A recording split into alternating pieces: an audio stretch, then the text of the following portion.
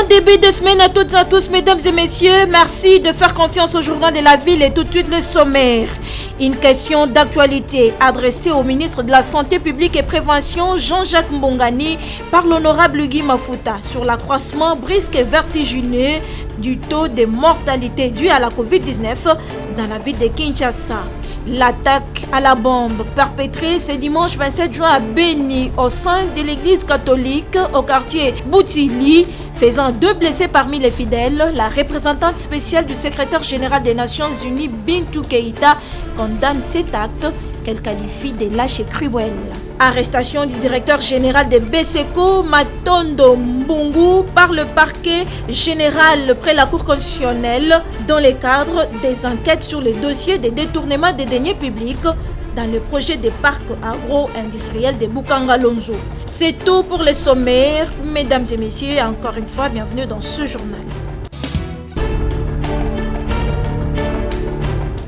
Pas de repos pour le ministre de l'EPST. Aussitôt rentré au pays, le professeur Tony Mwaba a présidé comme chaque lundi la réunion de l'administration centrale du ministère. Plusieurs points ont été abordés, dont la problématique de l'enseignement à distance. Selon les directeurs chefs des services de l'administration scolaire, le ministre a renforcé les mesures sanitaires dans des écoles afin de protéger les enfants contre la Covid-19. Les participants ont aussi fait l'évaluation des épreuves de l'examen d'État qui approche, dont la dissertation aura lieu le 12 juillet prochain sur toute l'étendue du territoire national. Mais sans le dire officiellement, le directeur chef des services de l'administration scolaire a indiqué que certains élèves seront soumis à la session spéciale. Viminde Mbangbo cite notamment les établissements scolaires touchés par la catastrophe naturelle. Il réserve la primaire de l'information au ministre de l'enseignement primaire, secondaire et technique qui prendra des dispositions conséquentes. Avec son Excellence, nous avons parlé notamment de la problématique de l'enseignement à distance. Parce que vous savez, avec la Covid-19 qui est en train de s'aimer des ravages dans la population, dans les écoles partout, il fallait renforcer les mesures de protection des enfants qui étudient contre cette pandémie. Nous avons également parlé des évaluations qui approchent, l'examen d'État, première phase, c'est-à-dire la dissertation, l'oral, le français, ainsi de suite. Un certain nombre de dispositions seront prises et ne seront rendues publiques par son Excellence, Monsieur le Ministre.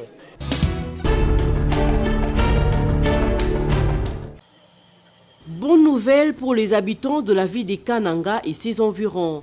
La Société nationale d'électricité SNEL, grâce à un partenariat avec la Société générale d'action et du commerce SOGEAC, en sigle, est venue améliorer sensiblement le déficit électrique que connaît cette ville. Depuis le mois de juin, une délégation d'experts SNEL séjourne à Kananga dans le but de procéder à la réception provisoire de nouveaux groupes installés à la centrale thermique de Kananga. Faisons sien la recommandation du chef de l'État, Félix-Antoine Tshisekedi Tshilombo, qui entend amener le courant électrique partout en RDC. La SNEL est en train de réceptionner 3 groupes thermiques neufs d'une puissance de 8000 kW chacun, de 3 citernes de 20 mètres cubes chacune, de 3 transformateurs de 1000 kVA de puissance pour chacun. Chaque transformateur est équipé d'un système de réglage de pression, de contrôle, de niveau d'huile, de température. Ajoutez à cela des armoires de commande de contrôle numérique neuves et modernes. Le tout arrimé au logiciel SCADA en cours d'installation, le tout en vue d'une amélioration qualitative de la desserte en électricité dans la ville de Kananga, comme l'explique BM Rabbit DT de la SOGEAC. Nous avons installé 3 générateurs avec 3 transformateurs et une série moyenne tension pour les centrales thermiques de Kananga. Pour donner la puissance, pour augmenter la puissance encore de toute la population. Le directeur coordonnateur provincial de la SNEL pour le Kasaï oriental, Moudipanu Chioyo, explique le bien fondé de ce projet pour la province. Aujourd'hui, nous sommes en train de nous réjouir, comme vous pouvez constater vous-même, avec l'installation de ces 3 machines qui viennent d'ailleurs d'augmenter la production de notre centrale.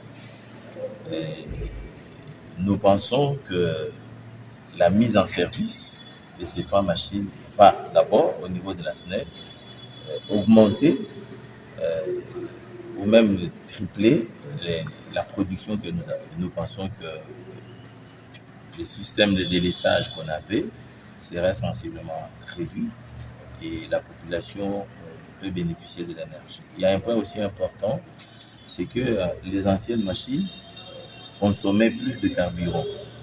Mais avec ces machines, bien que c'est thermique, la consommation est moindre. Ce qui fait que si aujourd'hui on nous approvisionnait bien en carburant, nous pouvons soit augmenter les heures de fonctionnement ou d'approvisionnement de nos clients en énergie électrique et nous pouvons aussi desservir correctement cette même population. La démarche de la SNEL, la stratégie managériale de son DG, les attentes de la Société nationale d'électricité par rapport à la population ont été expliquées par Emmanuel Ngoy, conseiller en suivi et évaluation au cabinet directeur général de la SNEL, Jean-Bosco Kayumbo Kayan. Dans le cadre de 100 jours du chef de l'État, que ces travaux ont été initiés. Donc, nous remercions les autorités de la Société nationale d'électricité, en l'occurrence le directeur général, M. Jean-Bosco Kayumbo Kayan, qui a répondu à l'appel du chef de l'État pour ces travaux que vous venez de suivre. En attendant qu'il y ait de l'énergie provenant de la centrale de KTND, qui est en construction, qui va bientôt commencer, on avait en fait imaginé tout d'abord desservir la société, la population avec les 3 groupes. Ça sera une alimentation continue qui doit se faire. Mais nous voulons assez que la population puisse savoir que tout ce qui sera fait sera en fait fait sur base de ce qu'on appelle le carburant. Le carburant, ça a un coût. Et comme ça a un coût, il faut payer régulièrement pour que cela puisse aussi, même si le chef de l'État peut le donner, même si la SNEL peut mettre autant de milliers de mètres cubes ici, si on ne renouvelle pas le stock, on ne pourra pas nécessairement desservir la population 24 sur 24.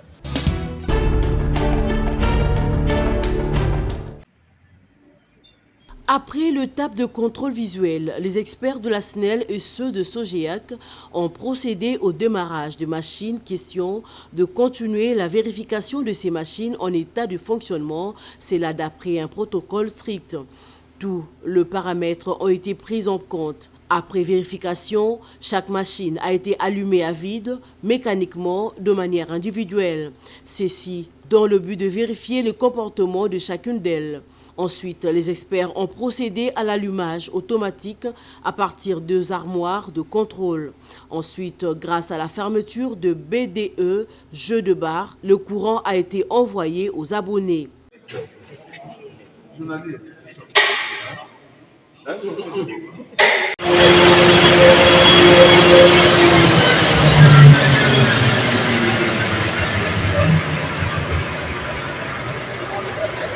Le coordonnateur provincial du Kasaï oriental, Moudi Panou, explique.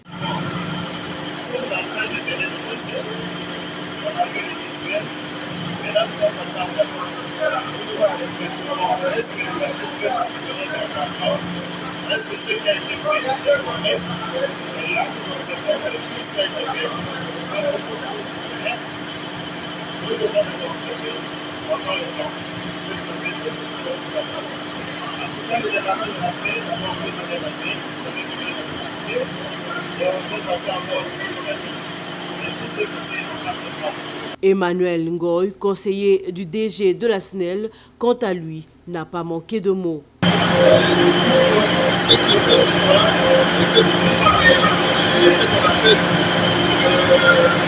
l'essai.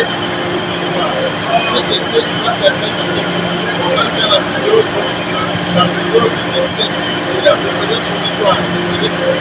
Va permettre à ce qu'on puisse travailler pendant La population du Kasaï oriental, qui a passé plusieurs années sans courant électrique dans leur ménage, a exprimé sa joie immense. Certains d'ailleurs se sont exhortés au paiement régulier de factures pour que l'électricité soit permanente, car le groupe nécessite du carburant. Il faut puisque pas Dieu puisque le dit que tu peux beaucoup tout le monde manzembwa 24 heures ni to mulishi bin kwa to butu kulishi to ni kitu kuja koloni kitu basaka bikola kana ngakasho to basaka bikola watu wakende jule bamba ni watu tumina moteur mukya moto kujinga kuchinsa même mafu ngamba ni il faut pas que bafuta nzembo puisque carburant mais bakateba ikala bokabe batuma mo kutaka carburant kuti gouvernement to nku banki bajinizembo bati mokala bambulishe snel bwana mona mushindu lokali tombulishe nzembo puisque inzembo itu inayo munembo. Chose due, chose faite. Après l'atelier de démarrage et appropriation du projet de mobilisation communautaire avec les élus de Kinshasa et du Congo au centre interdiocésain, le bureau de liaison avec le Parlement de la Cinco, BELP Cinco, déjà sur terrain, avec pour mission mettre en contact la population et les élus. D'où l'organisation de plusieurs réunions dans les 4 districts qui composent la ville-province de Kinshasa, et c'est dans le respect strict des mesures barrières à la Covid-19. C'est samedi 26 et dimanche 27 juin, le BELP Cinco, en collaboration avec la cellule parlementaire provinciale CLPP Kinshasa, était dans la Lukunga et Founan, précisément à la paroisse Saint-Paul et Sainte-Agathe, où la base était face aux élus pour exiger son compte. Les difficultés ici sont nombreuses. C'est l'insécurité, nous avons aussi les immondices, les problèmes d'électricité, de l'eau. Nous payons des factures que nous n'utilisons pas. Des préoccupations bien identifiées et considérées par les honorables députés qui promettent d'en parler au Parlement tout en remerciant le BELP Cinco pour l'initiative. Nous sentons que le peuple a réellement besoin d'un rapprochement avec nous qui sommes les élus. Je crois qu'après échange, nous allons faire véhiculer le message auprès de nos pairs députés. Je crois que nous allons devoir faire un effort pour que dorénavant nous puissions raccourcir, rétrécir le fossé qui nous sépare entre nous élus du peuple ainsi que la population. L'initiative du BELP Cinco est à louer et je crois que c'est mieux que ça puisse s'intensifier. C'est pour encourager la redevabilité des élus à travers la culture de rendre compte à la base du travail abattu lors des sessions parlementaires que ce dialogue interactif est organisé, expliquent les animateurs du BELP Cinco et CLPP Kinshasa. Parce que depuis un certain temps, il y a une distance entre les élus et les électeurs. C'est la raison pour laquelle le bureau de liaison parlementaire a envisagé cette rencontre pour que les élus puissent se rapprocher plus des électeurs et échanger avec eux. Des boîtes à images sur la redevabilité des élus à la base ont été distribuées à l'occasion pour une large sensibilisation.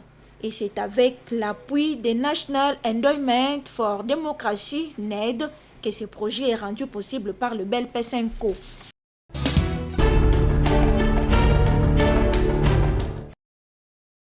Les syndicats Union nationale de travailleurs du Congo UNTC contre la pauvreté, voilà pourquoi ces différentes formations en faveur des femmes œuvrent dans l'informel pour les initier à produire et à transformer des produits alimentaires dans la ville-province de Kinshasa et devenir autonomes, surtout en cette période où la Covid-19 bat son plein. Ce lundi 28 juin, un groupe de 60 jeunes filles et femmes ont bénéficié d'une formation pour fabriquer les jus à l'aide du tangawissi, les yaourts et des galettes. Une formation mise en pratique sur place. Les bénéficiaires se réjouissent et remercient l'UNTC. Ça la pratique, la formation, la jus. Jus aussi to sali yango après to teki yango. Balingi bafai baba bando ko dépendre bango moko bazala na sima mutu te bazala pe na sima ya mobali te. Et pour la coordonnatrice du projet, Blandine Camizelo, ce module de formation a commencé depuis 2020 et se poursuit. En 2020, nous avons formé les 12 leaders dans le cadre du secteur informel. L'objectif du projet, c'est quoi? Nous sommes en partenariat avec la CGCLB, le syndicat belge. C'est pour aider les femmes du secteur informel à produire et transformer les produits alimentaires. Comment faire le yaourt, comment faire la pâtisserie et puis les jus. La crise de la Covid-19 est déjà dans nos murs et en initiant ce projet, l'UNTC veut monter une coopérative qui va aider les filles et les femmes à se prendre en charge, explique Blandine Camisello. Vous savez que pour le moment, le secteur formel représente que 2% par rapport au secteur informel. Nous trouvons les emplois plus dans le secteur informel que dans le secteur structuré. Et avec la maladie, le Covid, qui bat son corps, en tout cas pour le moment, les emplois, en tout cas, ont diminué. Déjà, vous voyez, on commence à utiliser les robots. Et dans 30 ans, 50 ans, quelle sera la situation des emplois? Pour prévoir 30 ans et 50 ans, donc il faut arriver maintenant à former. C'est en partenariat avec le syndicat belge CGSLB que cette formation est rendue possible par l'Union nationale de travailleurs du Congo.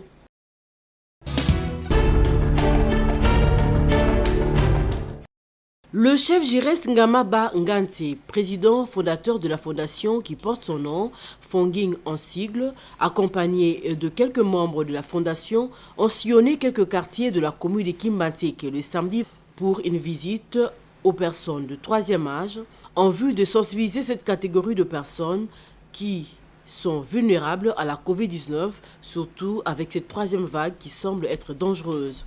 Avant le go au siège de la fondation, la délégation a débuté par la prière avant de se rendre au quartier Ngampani et Mbemba Fundu sur les avenues Ngampani, Ngi, Nkoli, Mboloko, Mbamakoko, dans la commune enclavée et reculée de Kimbanseke. Le chef et son équipe ont bravé le marécage et autres mauvaises conditions. Arrivé chez la première bénéficiaire, Girest Ngamaba a lui-même remis les désinfectants, cache-nez et une enveloppe. Il a circonscrit le sens de sa motivation.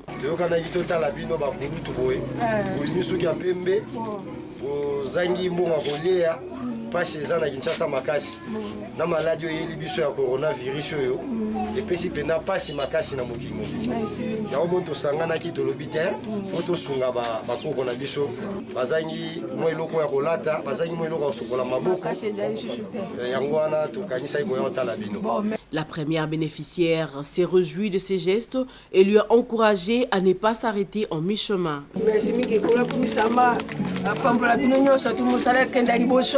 La deuxième, après avoir tout réceptionné, le président de la Fonging lui a même montré l'usage de ces gels et lui a fait porter le masque.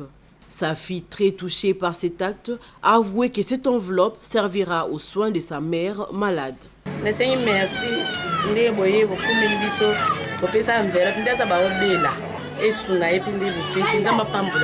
Partout où ils sont passés, les bénéficiaires se sont réjouis et les a remerciés d'avoir pensé à cette catégorie de personnes souvent rejetées. On a remercié Bino pour reconnaître Signalons que la Fonging œuvre depuis toujours dans les œuvres sociales et a pour devise bien-être pour tous.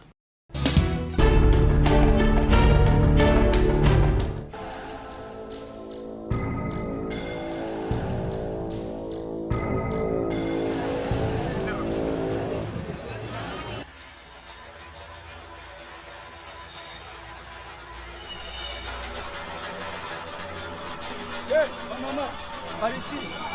Oh, bonjour. Bonjour papa. Ngai comme on a madame et maman Mbali Osombo, on a des commerçants. Comme on a dit, ça commerçante. Où sont vos marchandises? Elles sont là.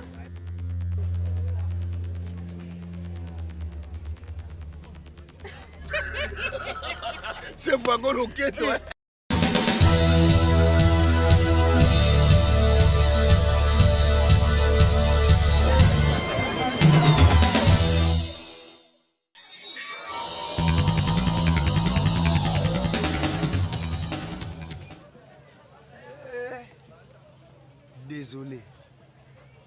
Vos marchandises sont périmées. Et lesquelles là? Oui. Je lui avais dit. Farine na yo ezaya kopeba. C'est périmé. C'est triste vraiment Yesu nangai. J'ai bien dit vos marchandises. Ya yo na ye. Elles sont impropres à la consommation. Aïe, ça tout pour. Papa, tout solo là. Faisons un arrangement l'amiable. Veut dire faire la coopération bilatérale.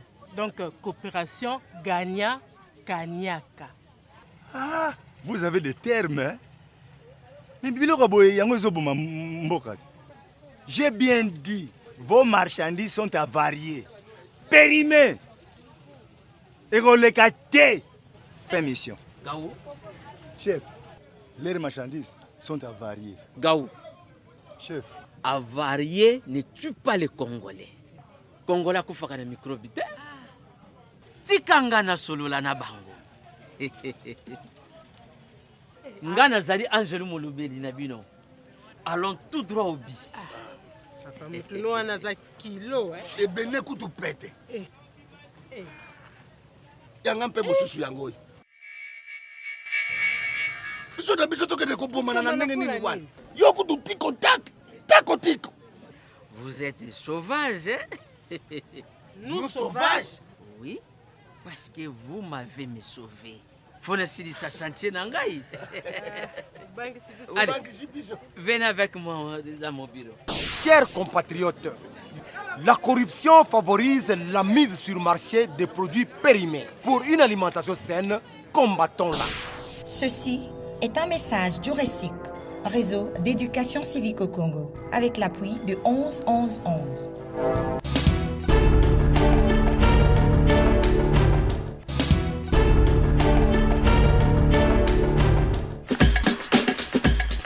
Nous sommes arrivés à la fin de ce journal de la ville, mesdames et messieurs. Merci de l'avoir suivi. Le prochain rendez-vous est fixé pour ce mardi. Et d'ici là, portez-vous bien.